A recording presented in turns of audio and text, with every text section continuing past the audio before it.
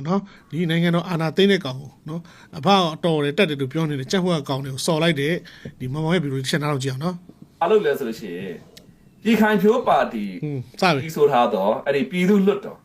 ကိုသွားပြီးတော့သမရဘယ်လိုကသမရလောင်းပေါ့နော်သမရလောင်းအမီတည်သွင်းမှုကိုဓမြသွားတိုက်လာတာအားလုံးကတပန်းနေအောင်ကျင်းရလာမလို့ကျွန်တော်ကြည့်ရတာယူဒန်တောင်းမှာမဟုတ်ဘာကြောင့်ဆိုပြည်ခိုင်ဖြိုးကဘယ်နိုင်ငံမှာဖြစ်ဗျာနော်ဟိုဘယ်သူကရောသမရမလုပ်ချင်လို့ရှိမလဲဗျာနော်အားလုံးကကိုယုံကြည်ကြသူတွေမြန်မာတိုင်းနိုင်ငံလုံးမှာဒီပေါ့ဦးမင်းအွန်လိုင်းလောက်အုံနောက်ရှိရသူမရှိဘူးပေါ့နော်ဆိုလို့ရှိရင်ခင်ဗျားတို့အားလုံးတိုင်တဲ့ခေါင်းနဲ့ပြေးဆောက်ကျွန်တော်ပြောချင်အဲ့လွတ်တော်အကောင်လုံးဒီပြည်ခိုင်ဖြိုးတစ်ဖွဲ့လုံးကျွန်တော်ပြောချင်တာခင်ဗျားတို့ကျွန်တော်သာဆိုလို့ရှိရင်လေကျွန်တော်သာဦးမင်းအွန်လိုင်းဆိုလို့ရှိရင်ဒီတိုင်းမတောင်းခင်ဗျားတို့စီကနေပြောတဲ့လွတ်တော်တစ်ပတ်လုံးကိုဂျုံထိုးခိုင်းတယ်ခင်ဗျားတို့လောက်တက်တိမရှိထမိန်ဝတ်ထားမယ်ကဲပြောပြီနော်ခင်ဗျားလွတ်တော်တစ်ပတ်လုံးကိုကျွန်တော်ဂျုံထိုးခိုင်းတယ်တို့အကောင်လုံးဂျုံထိုးပြီးမှငါ့ကိုတမလာလောင်းနေရပေးမလားမပေးဘူးလားမပေးဘူးဆိုလို့ရှိရင်နောက်တစ်ခေါက်ထပ်ထိုးခိုင်းတယ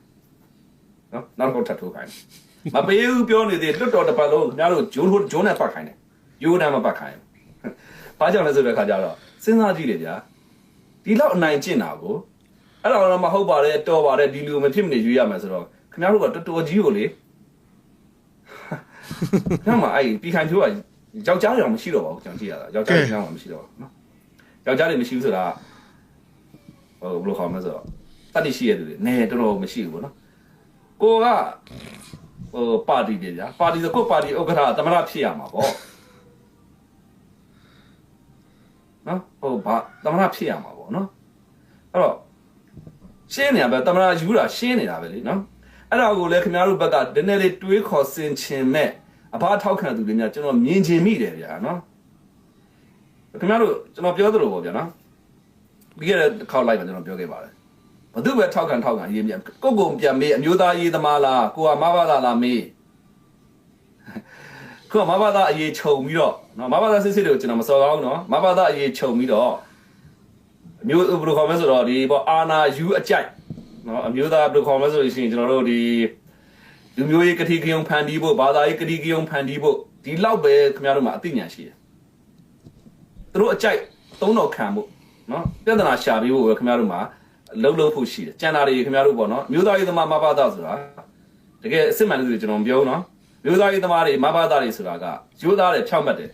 မျိုးသားရေးဆိုတာပါတယ်အားလုံးရဲ့အရေးဘယ်ဘက်မှလိုက်ဆရာမလို့စစ်တပ်ဘက်လိုက်ဆရာမလို့ဘုရားသမရဘယ်ဦးမင်းအောင်လိုက်တယ်လိုက်ဆရာမလို့ဦးဒေါအောင်ဆန်းစုကြည်ဘက်လည်းလိုက်ဆရာမလို့မျိုးသားရေးသမားဆိုတာရိုးသားတယ်နော်ရိုးသားတယ်မတရားရင်မတရားဘူးပြောတယ်ဘယ်သူပဲလှုပ်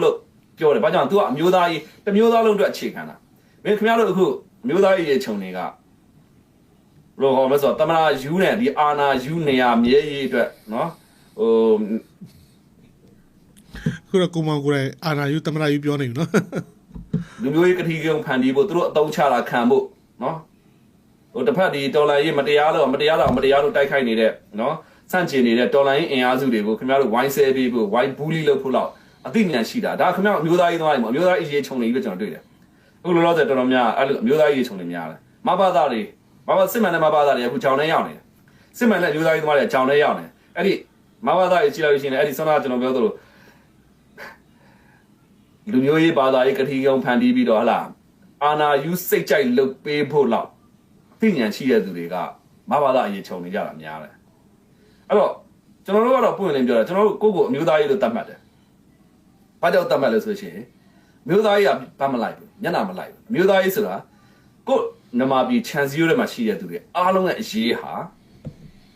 မျိုးသားရေးပဲအဲ့တော့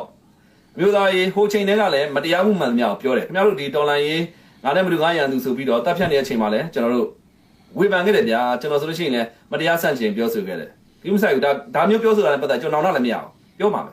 နော်ဟုတ်ပြီအခုစစ်တပ်ကလုပ်နေတဲ့အရာတွေကိုယ့်အဖွဲ့အစည်းပဲလုပ်ဘယ်လိုပဲလုပ်မတရားတော့လုပ်လို့ရှိရင်တော့ဆန့်ကျင်ရမှာပဲအခုဟိုဗျာဟိုဘုံကျဲတဲ့နေရာတွေမှာကျွန်တော်သတင်းတိကျမရရင်ကျွန်တော်မပြောဘူးကျွန်တော်သတင်းတိကျရတယ်သိတယ်ဟေ့ဆိုလို့ရှိရင်ဒါမတရားရင်မတရားဘူးပြောမယ်ဥမာဖြစ်ကျွန်တော်တို့ဒီရာတော်ဘက်မှာဖြစ်သွားတဲ့ကိစ္စစက်တက်လေးဒီနဲ့ကျဲသွားတယ်အောက်မှာဘာ PDF မှမရှိဘူးရေသွားချိုးတဲ့မိန်းကလေး3ယောက်ထိတယ်ဒါဟာတရားလားမတရားလားကျွန်တော်သိတယ်ကျွန်တော်အမျိုးသားရေးနာမည်ခံထားတာမတရားမှုတွေကိုထိုင်ပြီးတော့ကိုးကွယ်ဖို့မဟုတ်ဘူးเนาะဟိုအာနာယူစိတ်ကြိုက် တော်လိုင်းအင်အားစုတွေ Y7 ပေးဖို့ YB bully လုပ်ဖို့တော့ကျွန်တော်မှာ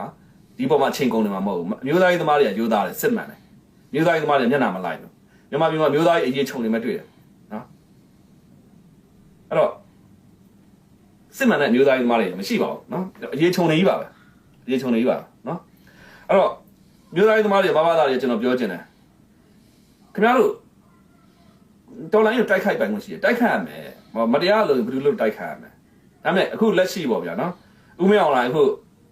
လွတ်တော်ထဲမှာဗျာအားလုံးလည်းမြင်တဲ့အတိုင်းပဲဒါရိုးရှင်းနေတာပဲဒီလောက်ရိုးရှင်းနေတာကိုဘာမှမဝေဖန်မပြောဆိုရဲတဲ့ခါကျတော့ခင်ဗျားတို့အရေးချုံနေဖြစ်နေပြီနော်တော်တော်များအရေးချုံနေဖြစ်နေကြည့်လေဗျာ25ရာခိုင်နှုန်းကတင်မြောက်တဲ့သမရမို့လို့သမရလောင်းမို့လို့လွတ်တော်ထဲရောက်လာတစ်မျိုးပြည်ခိုင်မျိုးပါတီကိုသွားပြီးတော့အတင်းကျပ်သွားတောင်းလာကျွန်တော်ဆိုဒီတိုင်းမတောင်းဘူးဘာကြောင့်ဆိုတော့တိုးတိုးတိတ်သွားတောင်းလို့ရှိရင်ပြည်ခိုင်မျိုးပါတီကလူတွေက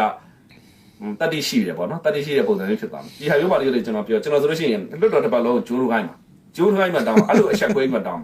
ဘာကြောင့်လဲဆိုတော့တတိတွေမှမရှိကြတာနည်းနည်းလေးတော့စန့်ကျင်ရတဲ့အတွေ့မရှိဘူးဦးမြောင်လိုင်းဦးတဲ့ကျုပ်တို့ပြည်သူလွတ်တော်ဆိုပြည်သူလွတ်တော်ကနေပြီးတော့ရွေးကောက်ပွဲဘယ်လိုခေါ်မလဲတမနာလောင်းတင်မှာတော့ဒီလူကတိုင်ကိုတရားရုံးတင်ချနေပြီတရားရုံးတင်ချအောင်သူ့ကိုသူအပိုင်လောက်တာဘာကြောင့်လဲဆိုတော့သူဟာတတိရှိရှင်မရွေရအဲ့ကြောင့်သူကအရေးချင်းမရှိဘူးဆိုတော့ကျွန်တော်ဘာမှသွားတိတယ်ဆိုတော့ပို့ပြီးတိလာပါလဲဆိုတော့ထားဗျာသူလည်းတမနာလောင်းကိုလည်းတမနာလောင်းတမနာလောင်းတယောက်ဖြစ်ပြီဆိုအရေးချင်းကိုပြအဲ့မှာအရေးချင်းသူ့ကိုလွတ်တော်နေ့ရက်လုံးကအားပေးလို့ရှိရင်သူတမနာဖြစ်မယ်တမနာဖြစ်မယ်ဒါမျိုးအရေးချင်းရှိတတိရှိရှင်ပြန်ရဲတဲ့တတိလည်းသူ့မှာမရှိသိတာပဲ တကယ်နော်မှန်ပဲ ရှိလို့ရှိရင်ဗျာတမလို့တော့ကိုယ်စလည်းကနေရွေးချယ်တယ်ပန်တမနာလောင်းတင်လိုက်တယ်တော့မဲခွဲလိုက်စမ်းမှာငါ့ကိုအားလုံးကချစ်နေတာငါဟာမဖြစ်မနေတကယ်ဒါမှတကယ်မဟုတ်ဘူးအခုတော့လုံးဝတေချာသလောက်ဖြစ်နေတဲ့ပြည်ခိုင်ဖြိုးပါတီကကြီးစိုးထားတော့ပြည်သူ့လွတ်တော်ကနေပြီးပြည်သူ့လွတ်တော်ဆိုတဲ့ခါကျတော့ဘာပဲဖြစ်လေမဲက65ရာခိုင်နှုန်းနှိမ့်ဆုံးကရနေပြီနောက်တဲ့10မဲလောက်ပဲရှာမှာနော်အဲ့တော့အတိရှိလဲတမနာရွေးချယ်ပွဲမှာမဲယူခဲ့တာမဟုတ်ဘူးဘလောက်ထိကလပ်ပန်ထိုးပြီးတော့ကလင်ကကြစ်ကြယူကလီကမာလုပ်တယ်ဆိုအရင်သိတာလားနော်ရွေးကောက်ပွဲကျင်းပါတယ်ဥပဒေတွေနဲ့ကလီကမာလုပ်ပြီးတော့တခါလဲအစံချိန်မဲ့ဖြစ်လာတဲ့ပါတီတွေအားလုံးအစောစီးမောင်းထုတ်ထားတယ်ပြီးတော့ရွေးကောက်ပွဲနဲ့ပတ်သက်ပြီးမဲဆက်တွေပုံမှန်နေကြအဲ့မဲဆက်တစ်လုံးမမြင်အောင်တစ်လုံးမမြင်အောင်ကျွန်တော်မမြင်ဘူးဘာကြောင့်လဲဆိုတော့ဘာကြောင့်လဲပေါ့ဗျာနော်ကျွန်တော်ထပ်မပြောချင်ပါဘူးဒါနဲ့ပတ်သက်ဒါကျွန်တော်ရဲ့မယုံကြည်ပိုင်ခွင့်ပေါ့ဗျာလုံးဝမယုံကြည်ဘူးအဲ့ဆက်ကြီးတွေမယုံကြည်ဘူးစာရွက်ဆိုရင်တော့ယုံကြည်ဦးမယ်မဲဆက်တွေတစ်ခုမှကျွန်တော်မယုံကဲဒါတော့ကိုမောင်မဟုတ်တနိုင်ငံလုံးလည်းသိရနော်မင်းအောင်လိုင်းဒီရွေးကောက်ပွဲရွေးတုလုပ်ပြီးမှတမရတုနေမှာထိုင်နေတာပေါ့နော်အဲ့တော့သူ့ရဲ့ဒီဟိုတော့တမရယူဆိုတာကိုဘုံဘုံကိုယ်တိုင်မယုံခဲ့ဘူးအခုမှတော့နဖူးတွေ့ဒူးတွေ့ဖြစ်တော့